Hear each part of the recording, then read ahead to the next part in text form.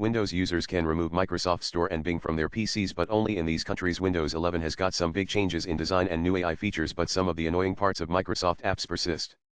However, if you use a Windows PC and live in any of the European countries, you can now get rid of apps like Edge, Bing, and even the Microsoft App Store. These changes are not new. In fact, most of the tech companies have been forced to revise their policies in the EU region to comply with the Digital Markets Act (DMA) that has come into effect since last year. Apple was already forced to adopt the USB-C port for iPhones and all other devices, while Microsoft is making it easier to delete apps as a right of choice for the consumers. No more unwanted apps.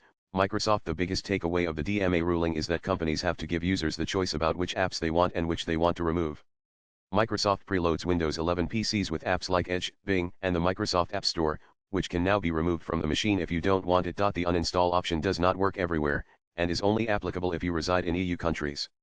So, people in India using a Windows 11 PC, your annoyance continues unless the rules change. If you are worried about removing the Microsoft Store and the apps you installed from there, the company will ensure that you get all the latest updates and the apps work normally without any issues.